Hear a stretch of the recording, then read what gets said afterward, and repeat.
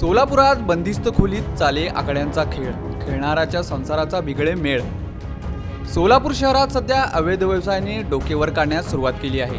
बेकायदा लॉटरी समजल्या जाणारा मटका सध्या सर्वत्र खुलेआम सुरू आहे। मटक्याची सवय लागलेल्या लोकांचे घरदार उद्ध्वस्त होत असल्याचे चित्र दिसून येत आहे। मात्र मटका खेळणाऱ्यांच्या अर्धांगिनी संयमीच आहेत। सोलापूर शहर पोलीस आयुक्तालयाच्या अंतर्गत 7 पोलीस ठाणे आहेत। 7ही पोलीस ठाण्याच्या हद्दीत सध्या मटका उघडपणे सुरू असल्याचे दिसून येत आहे। अगोदर चोरून चालणारा मटका आता पानटपऱ्यामध्ये, रस्त्याच्या कडेला असलेल्या गाड्यांवर व मोकळ्या जागेत उघडपणे दिसत आहे।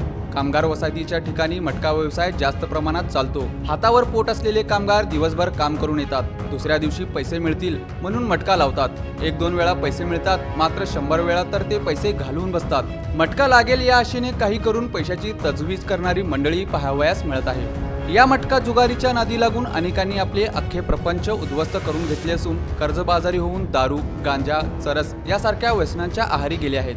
शहरातील बहुतांश युवक व तरुण वर्ग बर्बादीकडे वळताना दिसत आहे। सोलापूर वासियांच्या मनात आहे की पोलीस प्रशासनाने मटका चालकांवर लवकरात लवकर कारवाई करावी अशी मागणी होत आहे।